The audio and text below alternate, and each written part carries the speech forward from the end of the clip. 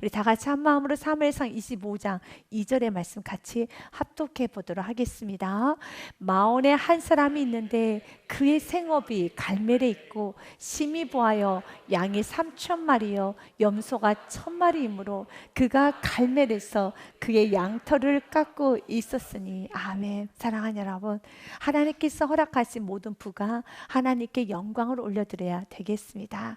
우리에게는 크고 작은 하나님의 응답이 있으며 크고 작은 하나님께서 허락하신 많은 은혜들이 있습니다. 그래서 여러분들 자주 고백합니다. 은혜였습니다. 은혜입니다. 참 감사합니다. 라고 고백을 하죠. 그렇다면 감사를 고백했다라면 은혜를 고백했다라면 그 은혜에 맞게 생활을 하셔야 하겠습니다.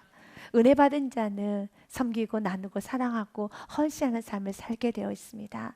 은혜를 받았음에도 불구하고 여전히 고집스럽게 이기적으로 섬기지 않고 순종하지 않고 살아가고 있다라면은 우리는 어느 순간에 사울의 길을 갈 수밖에 없고 나발의 길을 갈 수밖에 없습니다. 나발도 알고 있었습니다. 사울도 알고 있었습니다. 그러나 그들의 그 알미 그들의 삶 가운데 겸손으로 나타나지를 않고 있습니다. 저와 여러분 우리 모두 다 알죠. 하나님의 사랑을 알고 어떤 은혜를 받고 여기까지 왔다는 거 다 압니다. 그래서 감사해야 된다는 걸 압니다.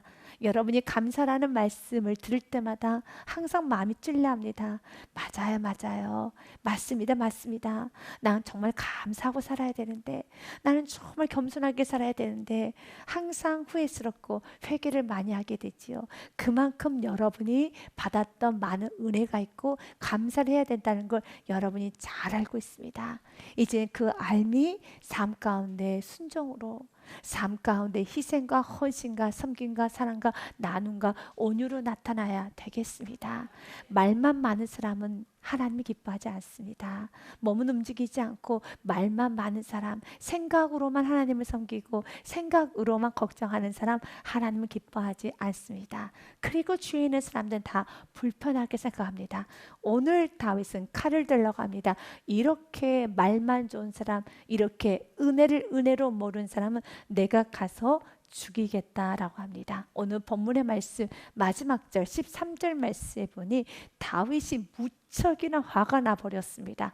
다윗이 자기 사람들에게 이르되 너희는 각기 칼을 차라 하니 각기 칼을 차매 다윗도 자기 칼을 차고 400명 가량은 데리고 올라가고 200명은 소유물 곁에 있게 하니라 라고 합니다. 왜 이렇게 지금 다윗이 분노하고 있습니까? 다윗이 왜 이렇게 화가 나 있습니까? 걷잡을 수 없게 다윗이 화가 나고 있습니다.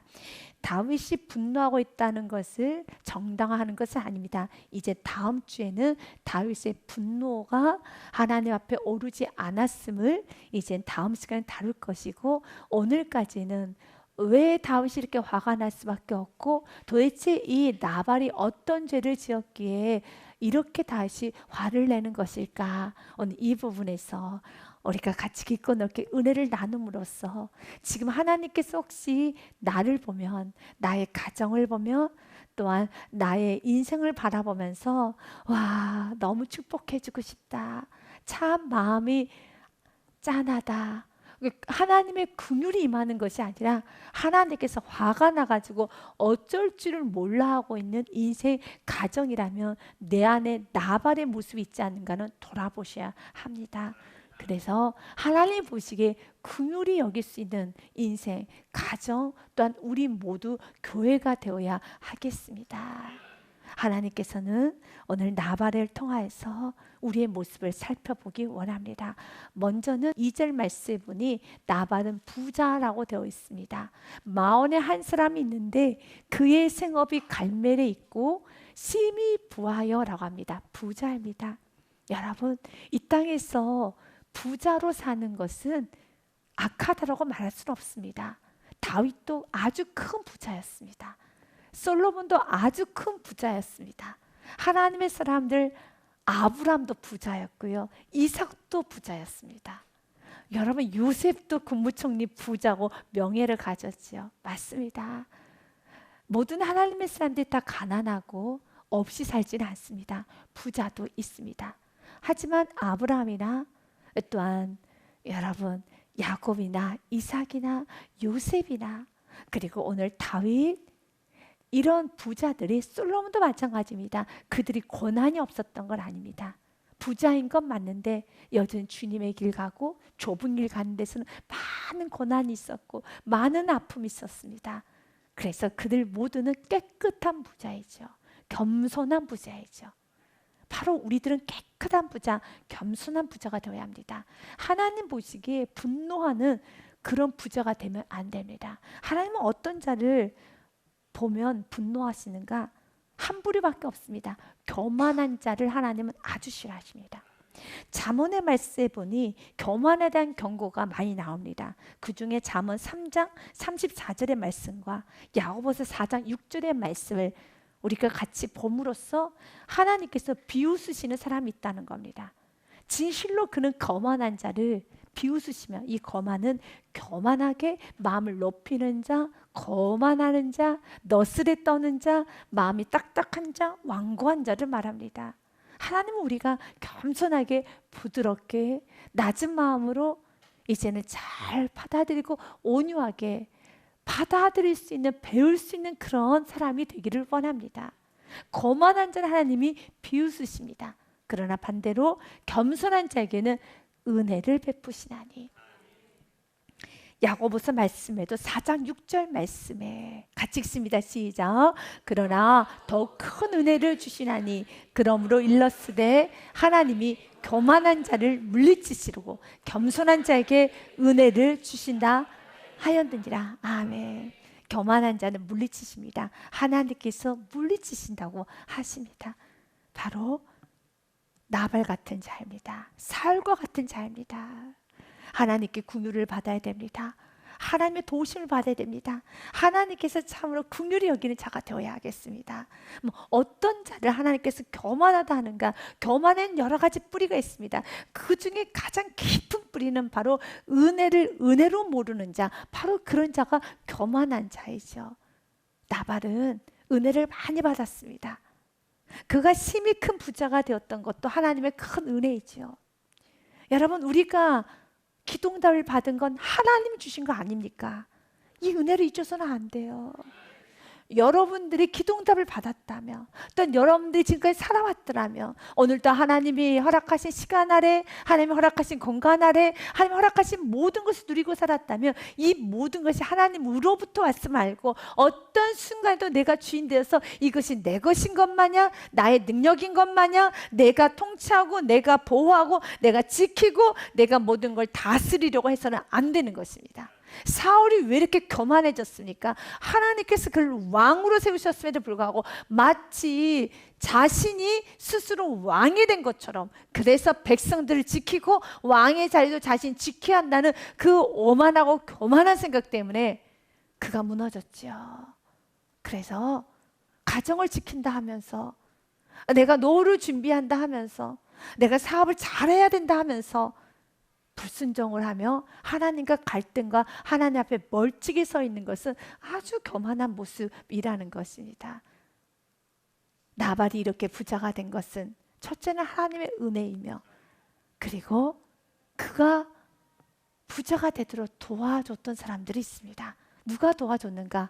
다윗이 도와줬습니다. 그 당시에는 나라가 불안정하였기 때문에 많은 도적대들이 많았습니다. 그런데 다윗이 그 도적대들을 이 나발의 집에 양이나 소나 염소나 정말 도둑질해가지 못하도록 지켜줬어요. 도적대들 다 지켜줬습니다. 그러면 그것을 은혜로 알아야 되는 겁니다. 지금 다윗이 이렇게 화가 난 이유는 은혜를 모르기 때문에, 어떻게 이렇게도 은혜를 모를 수 있을까라고 화가 난 것입니다. 이 화를 우리 자신에게 봐야 하는 것입니다. 우리가 은혜를 저버릴 때, 우리가 구원의 은혜를 받았고 여기까지 오면서 많은 하나님의 큰 은혜와 어떤 주위에 있는 사람의 많은 도움으로 여기까지 왔다면, 그 도움을 받았다면 눈을 감아버리고 입을 싹 닦으면 안 되는 겁니다. 그러면 하나님께서는 굉장히 진노하십니다.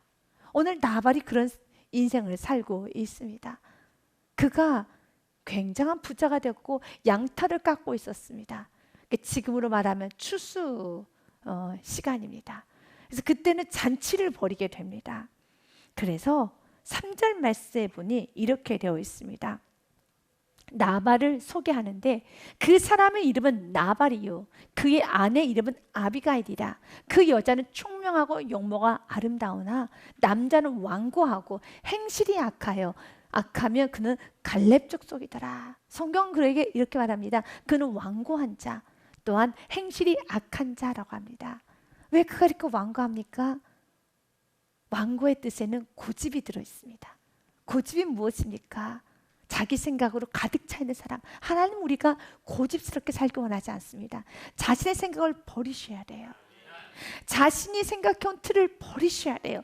그러면 이 고집이 여러분을 주님께로 가까이 가고 회개하는데 무척이나 방해를 하는 것입니다. 그래서 로마서 말씀에 보니 이렇게 되어 있습니다. 2장 5절 말씀에 다만 내 고집과 회개하지 않는 마음을 따라 진노의 날 곧 하나님의 의로우신 심판이 나타나는 그날에 이 말 진노를 내게 쌓는도다 라고 했습니다. 고집이 문제라는 겁니다. 고집은 자신의 생각을 놓지 않는 거죠. 그 생각의 틀을 그대로 잡는 것이죠. 자꾸 변명 핑계 합리화만 하는 것입니다. 주님은 우리가 고집스럽게 사는 걸 원하지 않습니다. 여러분들이 정말 은혜를 받지 않고 모르면 괜찮습니다.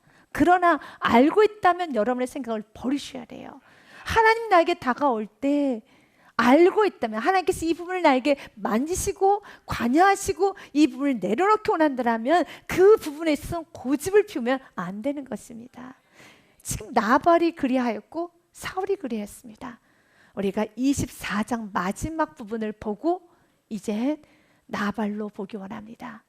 24장 마지막 절에 보면은 사울이 다윗을 향하여 크게 웁니다. 잘못했다고 하는 말이 있습니다. 다윗이 사울에게 이같이 말하기를 마침에 이 말은 다윗이 사울을 죽이지 않고 사울의 옷자락만 베고 용서해 주면서 왜 이러십니까?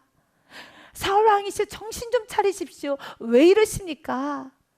라고 그에게 간절히 호소를 했습니다. 정신을 좀 차리도록 이성으로 깨달을 수 있도록 하나씩 하나씩 다 가르쳐 주었습니다. 그리하였더니 그 말을 듣고 정신이 차려진 겁니다. 그래서 그가 울면서 이렇게 말합니다. 사울이 이르되 내 아들 다윗아 이것이 내 목소리냐 하고 소리를 높여 울며 달쓰게 이르되 나는 너를 학대하되 너는 나를 선대하니 너는 나보다 의롭다라고 말합니다. 지금 사울이 무엇을 알고 있습니까? 자신 다윗을 학대하고 있다는 것을 안 것입니다. 알면 멈춰야 돼요. 사랑하는 여러분, 사울은 알고 있어요. 자신이 지금 학대하다는 것을 알고 있습니다. 또한 18절 말씀에 보니 이렇게 되어 있습니다. 내가 나 선대한 것을 오늘 나타냈으니 여호와께서 나를 내 손에 넘기셨으나 내가 나를 죽이지 아니하였도다. 이것도 알고 있습니다. 또 무엇도 알고 있는가? 20절 말씀에 보니 보라 나는 내가 반드시 왕이 될 것을 알고 이스라엘 나라가 내 손에 견고히 선 것을 아노니라고 했습니다. 그렇습니다.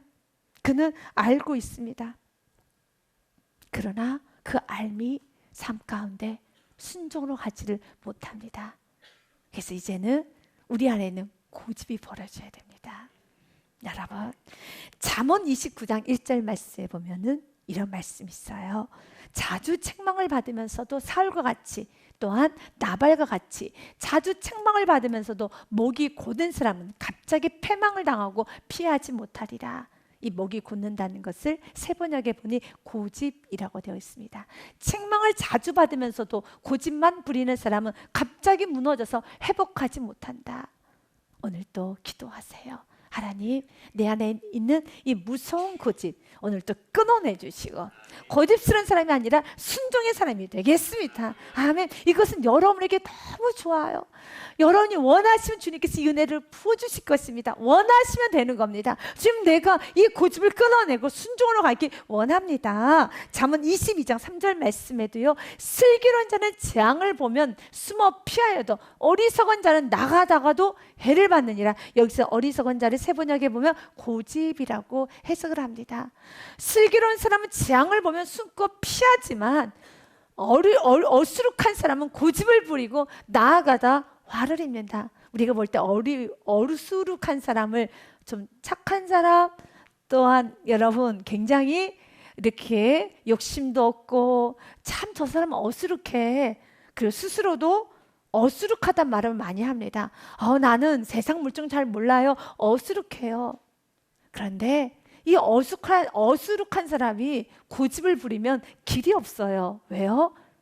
똑똑한 사람이 고집을 부리면 안 되겠다 해서 빠르게 돌이키려도 하는데 세상 물정 모르고 고집까지 피우고 있으면 길이 없지요. 어수룩한 사람이 고집 피우면 안 돼요. 물론 똑똑한 사람이 고집 피우면 지능적으로 고집을 피우고, 어수룩한 사람이 고집을 피우면은 주위에 있는 사람이 답답하다고 느낄 정도로 피해를 줄 것이고, 여하튼 결론은 고집은 아니라는 것입니다.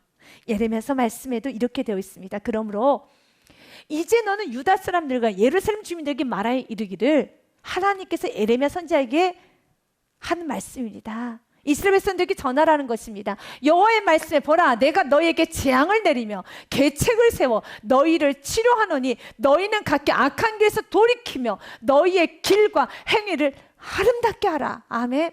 아름답게 하라. 아름답게 해야 됩니다. 하나님 보시기에 아름다워야 되고, 자기 자신이 봐도 아름다워야 되고, 주위에 있는 사람들 봐도 아름다워야 합니다. 여러분의 삶을 여러분 자신이 봤을 때 아름답지 않다 하는 부분은 여러분도 알 것입니다. 왜냐하면 여러분 안에 성령님이 계시기 때문에 모르지 않아요. 사울도 이렇게 아는 것처럼 왜 모릅니까? 알아요. 압니다. 그러나 자꾸 그 은혜를, 또한 여러분 안에 있는 착한 양심을 누르다 보면 점점 더 정말 모르는 사람이 되어져 가는 것 뿐이죠. 그런데 모르다가도 여러분이 원하고 누군가 중보기도를 하고 있기 때문에 또한 이렇게 말씀을 들으면 또 깨달아져요. 그러면 붙잡고 돌이켜서 여러분이 여러분 보시기에 아름다운 삶 살면 됩니다. 아름다운 삶 살면 되는 것입니다. 사랑하는 여러분, 주님은 오늘 우리에게 말합니다. 너희는 각기 악한 길에서 떠나 돌이키며 너희의 길과 행위를 아름답게 하라 하셨다 하라.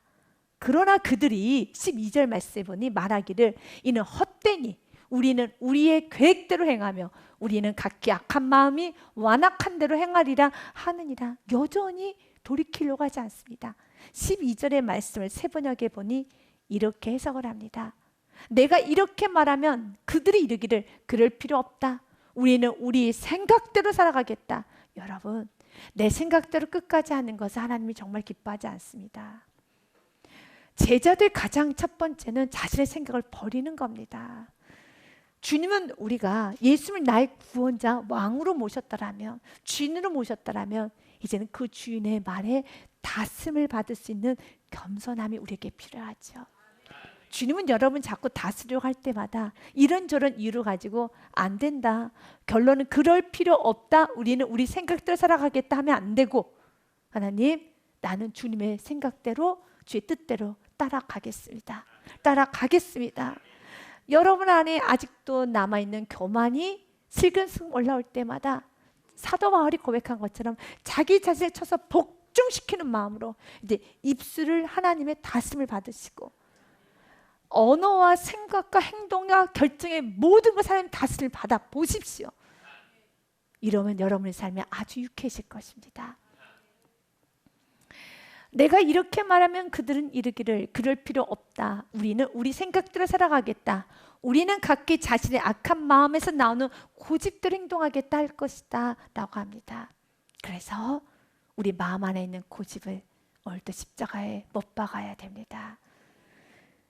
사울은 아주 잘합니다. 그러나 그 고집을 버리지 아니했었을 때 점점 그는 더 완악해져 가는 것처럼, 나발도 그렇습니다. 그는 완고한 자라고 말합니다. 또한 그의 행실이 악한 자라고 말합니다. 그러면서 그 행실이 얼마나 완고하고 악한가 구체적으로 말씀에 기록이 되어 있는데요. 4절 말씀에 보면 다윗이 나발이 자기 양털을 깎는 다음을 광야에서 들은지라 잔치가 벌어진 겁니다. 그래서 그의 부하들을 나발에게 보냈어요. 그래서 먹을 것을 가져오라고 말을 합니다. 5절 말씀에 보니 다윗이 이에 소년 10명을 보내며 그 소년들에게 이르되 너희는 갈멜로 올라가 나발에게 이르되 내 이름으로 다윗의 이름으로 그에게 문안하고 그 부하게 사는 자에게 이르기를 너는 평강하라. 축복을 빌어주는 것이죠. 내 집도 평강하라.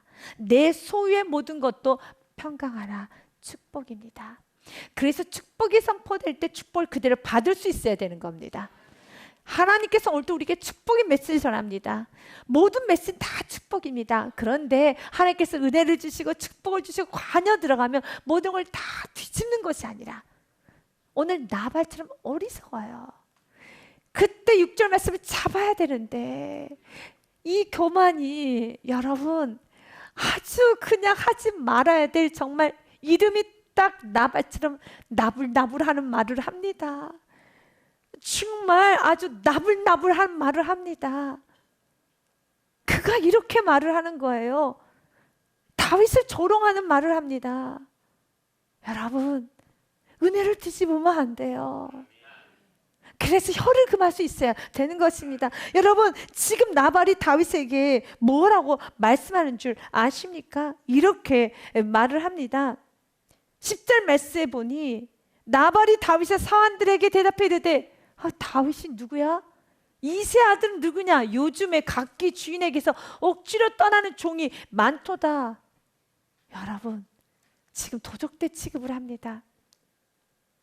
내가 어찌 11절 말씀에 보니 어찌 내 떡과 물과 내 양털 깎는 자를 위하여 잡은 고기를 가져다가 어디서 왔는지도 알지 못하는 근본도 모르는 자들에게 주겠느냐. 여러분 매를 벌어요. 매를 법니다.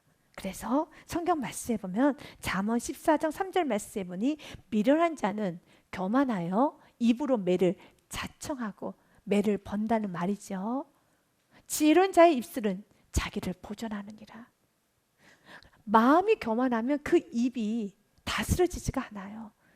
입이 저주스러운 말을 쏟아낸다는 겁니다. 결국 성경에서는 이 나발에는 관심이 없습니다. 나발은 죽습니다.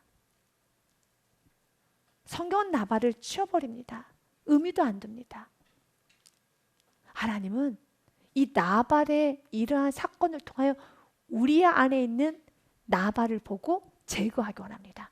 혹시 우리 안에도 이렇게 은혜 앞에서 그 은혜가 얼마나 크고 위대하고 이 우리가 지금 듣고 있는 이 말씀이 얼마나 우리 인생에 큰 축복이 임할 말씀이고 큰 격려고 큰 위로고 또 큰 하나님의 놀라운 권면이고 또 놀라운 하나님의 책망인 것을 모르고 조금 배불렀다 해서 조금 여러분 가지고 있다 해서 이렇게 나발처럼 매를 벌면 안 되죠. 그러면 안 되는 거예요. 축복을 받을 수 있는 가정이 되고 신령이 되셔야 돼요. 그래서 오늘 이런 말씀 듣고 미리미리 기도하시면 돼요. 하나님 이 나발의 말씀을 두렵고 떨림으로 받으면 되는 겁니다. 하나님 내 인생에 이런 나발처럼 말하지 않게 하여 주옵소서. 한 번 더 잠언 18장 21절 말씀을 우리 보겠습니다. 같이 읽습니다. 시작. 죽고 사는 것이 혀의 힘에 달렸나니 혀를 쓰기 좋아하는 자는 혀의 열매를 먹으리라. 아멘. 맞습니다. 하나님 내 입술을 다스려 주시옵소서. 그 일을 해서 그렇다면 우리의 마음이 바뀌면 혀가 잘 다스려집니다. 마음이 변하지 않은 채 그 혀는 다스리기가 무척 어렵습니다. 그렇기 때문에 오늘 말씀을 듣고 하나님 내 안에 있는 나발을 다 제거하여 주사 하나님 나도 모르는 내 안에 나발들이 자랄 때마다 오늘 말씀을 통하여 완전히 싹싹싹싹 깨끗하게 제거하여 주시옵소서. 우리 조금 더 구체적으로요 보겠습니다. 하나님 첫 번째로 축복이 선포될 때 그 평강이 선포될 때 평강을 그대로 받을 수 있게 하여 주시옵소서. 나발처럼 교만하여서 이렇게 거만하여서 그 모든 평강을 뒤집지 않게 하여 주시옵소서. 지금 다윗은 뭐라고 말을 합니까? 그에게 무난하면서 이렇게 말하라는 겁니다. 6절 말씀에 보니 그 부하게 사는 자에게 이르기를 너는 평강하라. 내 집도 평강하라. 내 소유 모든 것도 평강하라. 아멘. 이렇게 말씀 선포된 우리는 어떻게 반응해야 될까요? 아멘. 감사합니다. 고맙습니다. 이렇게 가셔야 되는 겁니다. 그런데 이렇게 평강이 선포되었고 7절에 내게 양털 깎는 자들이 있다 함을 이제 내가 들었노라. 내 목자들이 우리와 함께 있었으나 우리가 그들 해하지 아니하였고 그들이 갈멜이 있는 동안에 그들 것을 하나도 잃지 아니하였으니 이렇게 내가 너희를 도와줬잖아 라고 하나씩 은혜를 읊으면서 말을 하라고 전달했습니다. 그래서 8절 말씀에 내 소년들에게 물으면 그들이 내게 말하리라. 그런즉 내 소년들이 내게 은혜를 얻게 하라. 우리가 좋은 날이 왔은즉 내 손에 있는 대로 내 종들과 내 아들 다윗에게 주기를 원하노라 하더라. 아멘. 아멘. 여러분, 지금은 좋은 날이 왔습니다. 좋은 날이 올 때는 그 좋은 걸 누리실 수 있어야 돼요. 지금까지 은혜로 왔고 은혜의 열매가 주렁주렁 맺어져서 모두 다 하하호해야 될 때 그때 꼭 초를 치는 경우가 있죠. 하하호하면서 기분 좋게 진짜 잔치가 벌어져야 돼요. 아멘. 잔치가. 지금까지도 열심히 살아서 크고 작은 은혜를 받고 여기까지 왔는데 이렇게 폭발적인 은혜의 잔치가 좋은 날이 올 때는 여러분도 누려야 되는데 꼭 좋은 날 때 혼자 울거나 짜증내거나 혼자 여러분 시험 드는 그런 경우가 있어요. 있습니다. 우리 주님 오늘 말합니다. 이것 또한도 버려야 되는 어둠이에요. 열심히 기도하고 오셨어요. 열심히 은혜로 살아왔어요. 그래서 주님께서 좋은 날을 주시면 그 좋은 날 때는 기분 좋게 누려야죠. 그런데 누리지를 못해요. 무엇을 잊어버렸기 때문에요. 은혜를 잊어버리면 이 좋은 날에 다윗과 원수가 돼요. 오히려 그 전에는 좋았어요. 다윗에게 감사했었겠죠. 다윗에게 너무 고마워했었겠죠. 그런데 이 잔치날에 최고로 좋아서 오히려 다윗과 더 깊은 관계를 맺어서 앞으로 1년, 2년, 5년, 10년 더 안전하게 행복하게 만약 다윗과 지금 이 순간에 더 좋았더라면 다윗은 곧 통일왕국의 왕이 됩니다. 나발의 인생은 더 좋아지죠. 아멘. 다윗은 은혜를 잊지 않는 성품을 가지고 있거든요. 그런데 이 잔치날에 바로 이 날로 인하여서 이 좋은 날에 성경은 말합니다. 좋은 날이 왔은지 좋은 날이 되는 축복이 있으시길 바랍니다. 좋은 날이 되셔야 됩니다. 항상 여러분이 기도 응답을 받을 때 그 응답이 좋은 날로 여러분에게 영적 유인과 더 크게 복을 향하는 축복이 있어야 됩니다. 그 모든 걸 다 뒤집으면 안 돼요. 어떤 순간도 뒤집으면 안 되는 겁니다. 미리미리 기도하셔야 돼요. 미리미리 여러분 자신을 놓고 기도하셔야 돼요. 하나님, 내가 이 좋은 날에 이 날에 나의 교만이 이 모든 좋은 것을 다 뒤집지 않고 더 겸허하게 좋은 날에 하나님께 영광 올려드리며 그 다음으로 나아갈 수 있는 은혜를 허락하여 주시옵소서. 참 안타깝습니다. 그런데 그 나발이 그 소녀의 말을 듣고 다윗이 전했던 그 모든 평강하라는 축복의 메시지 그리고 이 모든 은혜를 다 듣고 하는 말이 9절 말씀해 보니 다윗이 소년들이 가서 다윗의 이름으로 이 모든 말을 나발에게 말하기를 마침에 그때 곧바로 하는 말이 다윗의 사환들에게 나발이 대답해 이르되 다윗은 누구며 이새의 아들 누구냐 요즘에 이 주인에게서 억지로 떠나는 종이 많도다. 모르겠다는 겁니다. 모르셔야 합니다. 마치 은혜를 하나도 받지 않은 것처럼 도움을 받지 하나도 않은 것처럼 그리고 하는 말이 11절 말씀에 왜 내가 이렇게 하여 하느냐 이거 내 것인데 내가 어찌 내 떡과 물과 내 양털 깎는 자를 위하여 잡은 고기를 가져다가 어디서 왔는지도 알지 못하는 자들에게 주겠느냐 한지라. 그때 그 말을 다윗이 전했을 때 결론은 12절과 13절입니다. 이에 다윗의 소년들이 돌아와서 자기 길로 행하여 돌아와 이 모든 말을 그에게 다윗에게 전하며 그때 13절 같이 읽습니다. 다윗이 자기 사람들에게 이르되 너희는 각기 칼을 차라 하니 각기 칼을 차매 다윗도 자기 칼을 차고 400명 가량은 데리고 올라가고 200명은 소임을 곁에 있게 하니라. 아멘. 이제 나발은 죽는 길밖에 없지요. 다윗이 용사를 끌고 400명을 데리고 간다고 합니다. 실제적으로 400명 필요 없습니다. 다윗만 가도 여러분 소떼는 양떼밖에 없는 여러분 부한자가 다윗을 어떻게 이길 수 있겠습니까? 그러나 너무 많이 다윗은 분노하고 있다는 것입니다. 우리 인생이 분노를 일으키는 인생이 아니라 좋은 날에는 더 좋은 날이 이루어져서 더 관계가 풍성해지는 우리의 인생이 되기를 원합니다. 이젠 여러분에게 나발과 같이 사울과 같은 이런 어리석음으로 사울도 하나님께 버림을 받았고 나발도 하나님께 버림을 받았고 또한 벨사살 왕과 느부갓네살 왕도 버림을 받았던 사건 다니엘서 말씀을 전하고 오늘 말씀을 마무리하고자 합니다. 다니엘서 5장 1절부터 3절 말씀에 보니 벨사살 왕이 나옵니다. 그 벨사살 왕이 아주 교만하여서 술을 마십니다. 벨사살 왕이 그의 귀족 1000명을 위하여 큰 잔치를 베풀고 그 1000명 앞에서 술을 마시니라. 그런데 무엇을 가지고 술을 마시는가? 벨사살이 술을 마실 때 명하여 이르되 그의 부친 느부갓네살이 예루살렘 성전에서 탈취하여 온 금 은그릇을 가져오라 명하였으니 이는 왕과 귀족들과 왕후들과 후궁들이 다 그것으로 마시려 함이었더라 라고 하면 이에 예루살렘 하나님의 전 성소 중에서 탈취한 금그릇을 가져오매 왕이 그 귀족들과 왕후들과 후궁들과 더불어 그것으로 마시더라. 선을 많이 넘었죠. 맞아요. 선을 자꾸 넘습니다. 우리 인생에 선을 넘으면 안 됩니다. 선 넘는 행동, 선 넘는 말을 하면 안 되는 겁니다. 선 넘는 결정을 하면 안 되는 것입니다. 그런데 이렇게 그가 선을 넘을 수밖에 없는 것은 그의 안에 왕이 이 모든 게 자기 것이라 생각한다면 항상 이렇게 교만해지는 것입니다.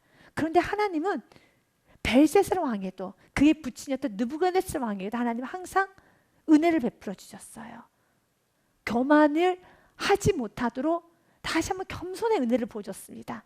주님은 언제나든지 우리들에게 겸손할 수밖에 없는 많은 것을 보여주십니다. 그래서 우리 과거를 때로는 들추시기도 하고요.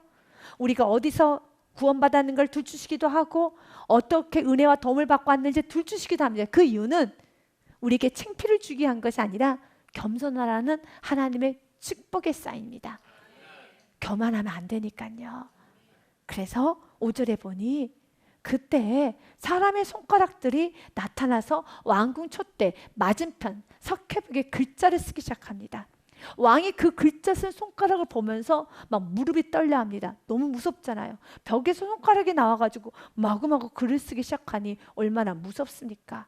그래서 6절 말씀은 이에 왕이 즐기던 얼굴빛이 변하고 그 생각이 번민하여 넓적다리 마디가 녹는 듯하고 그의 무릎이 서로 부딪힌지라 달달달달달달달 떤다는 것이죠.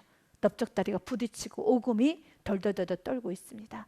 그때 이 글자를 해석하라는 것입니다. 다니엘이 그 글자를 해석합니다. 17절 말씀에 보니 다니엘이 왕에게 대답해 이르되 왕의 예물은 왕이 친히 가지시며 왕의 상급은 다른 사람에게 주옵소서. 그럴지라도 내가 왕을 위하여 이 글을 읽으며 그 해석을 아뢰리다. 이 글을 해석하는 자에게 이 모든 걸 주겠다고 했을 때 다니엘이 아니 필요 없습니다. 가지십시오. 다 가지십시오. 필요 없습니다. 그러나 해석은 해드리겠습니다.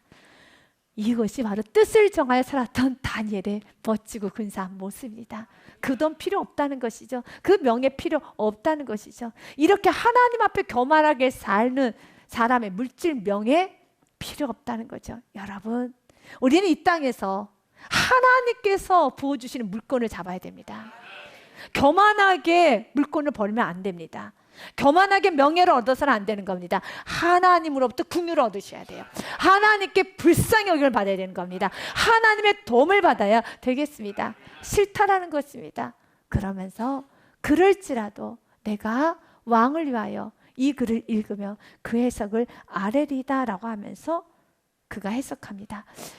왕이여 지극히 높으신 하나님이 왕의 부친 느부갓네살에게 나라와 큰 권세와 영광과 위엄을 주셨고 그에게 큰 권세를 주셨으므로 백성들과 나라들과 언어가 다른 모든 사람들이 그의 앞에서 떨며 두려워했으며 그는 임의로 죽이며 임의로 살리며 임의로 높이며 임의로 낮추었더니 그러면서 벨사살이었던 그 왕의 해석을 하기 전에 누구의 말을 하냐면 당신의 아버지 부친이었던 느부갓네살의 이야기를 합니다.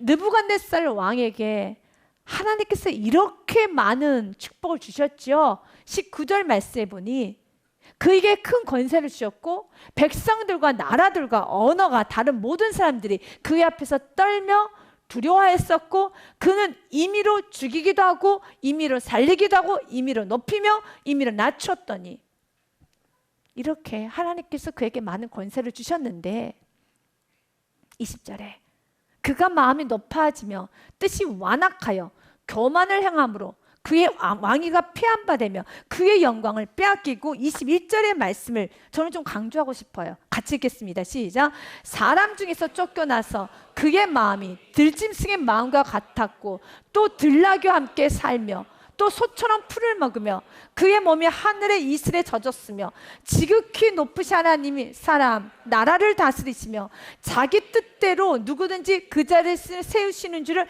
알게 이르렀나이다. 아멘.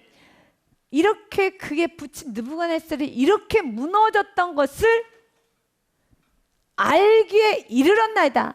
이 말은 그의 아버지도 알았고 당신도 알고 있지 않습니까? 왜 그런데 또다시 그렇게 교만하게 행하십니까? 라는 말입니다. 이 사건은 다니엘서 4장에 그대로 있습니다. 4장에 보면은 느부갓네살 왕이 교만해서 이런 말합니다. 그래서 이런 말을 하시면 안 됩니다. 나 왕이 말하여 이르되 이 큰 바벨론은 내가 능력과 권세로 건설하여 나의 도성으로 삼고 이것을 내 위엄의 영광을 나타낸 것이 아니냐 했더니 항상 교만의 시작은 이거 내가 했는데 이거 내가 한 것인데 내가 능력과 권세로 건설하여 나의 도성으로 삼고 이것을 내 위엄의 영광을 나타낸 것이 아니냐 했더니 사랑하는 여러분 이렇게 말하면 안 돼요. 오늘 그 어리석었던 나발도 뭐라고 말합니까? 내 양과 내 소와 내 것이라고 말합니다. 11절 말씀해 보니 내가 어찌 내 떡과 내 물과 내 물은 아니죠. 내 떡과 물과 내 양털 깎는 자를 위하여 잡은 고기를 가져다가 내가 왜 너희에게 주겠느냐 라고 했던 것처럼 나라는 것은 교만의 뿌리가 됩니다. 오늘 다니엘 4장 말씀에 바로 그가 이렇게 말합니다. 느부갓네살 왕이 나 왕이 말하 이르되 이 큰 바벨론은 내가 능력과 권세로 건설하여 나의 도성으로 삼고 이것은 내 위엄의 영광을 나타낸 것이 아니냐 했더니 그 말을 할 때 이 말이 아직도 나 왕의 입에 이르렀 있을 때 하늘에서 소리가 내리르되 느부갓네살 왕아 내게 말하노니 나라의 왕위가 내게서 떠났느니라 라고 말하면서 내가 사람에게서 쫓겨나서 들짐승과 함께 살면서 소처럼 풀을 먹을 것이요 이와 같이 7대를 지나서 지극히 높으신 이가 사람의 나라를 다스리시며 자기 뜻대로 그것을 누구에게든지 주시는 줄을 알기까지 이르리라 하더라. 그리고 33절에 바로 그때 이 일이 나 느부갓네살에게 응함으로 내가 사람에게서 쫓겨나서 소처럼 풀을 먹으며 몸에 하늘 이슬에 젖고 머리털이 독수리 털과 같이 자랐고 손톱은 새 발톱과 같이 되었더라. 떠돌이 인생을 살게 된 거예요. 정신 이상자의 삶을 살았다는 겁니다.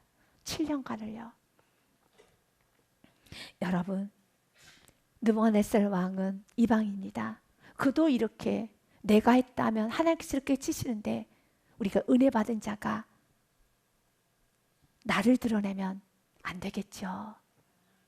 우리는 이런 사건을 통하여 깨닫기 원합니다. 깨닫는 지혜, 삶 가운데 적용하는 지혜, 삶 가운데 겸손할 수 있는 지혜가 있어야 되겠습니다. 그리고 7년이 지나고 난 후에 그가 제정신이 돌아오죠. 그래서 그가 이렇게 말을 합니다. 37절에 그러므로 지금 느부갓네살은 하늘의 왕을 찬양하며 칭송하며 경배하노니 그의 일이 다 진실하고 그 행하심이 의로심으로 교만하게 행하는 자를 그가 능히 낮추심이라. 아멘. 다니엘은 왜 이 말하는가? 당신의 아버지가 교만하여서 그렇게 무너졌던 걸 보셨고 그의 아버지가 이렇게 고백했던 걸 들으셨음에도 불구하고 어찌하여 또 벨사살 왕은 이렇게 교만 행하시니까 라는 말을 전하기 위해서 먼저 그 손가락에 쓴 것을 해석하기 전에 먼저 말을 하는 겁니다. 20절 말씀에 그가 마음이 높아져 뜻이 완악하여 교만을 행함으로 그의 왕위가 폐한바되며 그의 영광을 빼앗기고 사람 중에 쫓겨나서 그의 마음이 들짐승의 마음 같았고 또 들나귀와 함께 살며 또 소처럼 풀을 먹으며 그의 몸이 하늘 이슬에 젖었으며 지극히 높으신 하나님이 사람 나라를 다스리시며 자기의 뜻대로 누구든지 그 자리에 세우신 줄 알게 이르렀나이다 라는 말을 전하고 난 후에 이제 그가 해석하기 시작합니다. 22절에 벨사살 왕이요, 왕은 그 아들이 되어서 이것을 다 알고도, 아멘. 오늘 저는 계속 강조하고 싶습니다. 이것을 다 알고도 사울도 알았습니다. 나발도 알았습니다. 오늘 벨사살 왕도 알았습니다. 여러분이 한번 사무엘상 24장 25장 다니엘서 말씀에 이 알고도에 한번 밑줄을 끄면서 보십시오. 모르지 않습니다. 이렇게 하나님은 은혜를 주신다는 거예요. 사울도 다윗이 옳다는 걸 알았고 나발도 알았고 어리석었던 벨사살 왕도 알았어요. 알고도 아직도 마음을 낮추지 아니하고 23절 말씀 도리어 자신을 하늘의 주제보다 높이며 그의 성전 그릇을 왕 앞으로 가져다가 왕의 귀족들과 왕후들과 후궁들이 다 그것을 술을 마시고 왕이 또 보지도 듣지도 하지 못하는 금, 은, 구리, 쇠와 나무, 돌로 만든 신상들을 찬양하고 도리어 왕의 호흡을 주장하시는 왕의 모든 길을 작정하신 하나님께는 영광 돌리지 아니한지라 라고 말을 합니다. 그리고 해석을 합니다. 이러므로 그의 앞에서 이 손가락이 나와서 이 길을 기록했나이다. 기록된 글자는 이것이니 곧 메네메네 데겔 우바르시. 그 뜻은 그 글을 해석하건대 메네는 하나님이 이미 왕의 나라의 시대를 세워서 그것을 끝나게 하셨다 하며 데겔은 왕을 저울에게 달아보니 부족함이 보였다 하며 라고 해석을 합니다. 사랑하는 여러분, 말씀을 정리해 봅니다. 사울도 알았습니다. 나발도 알았습니다.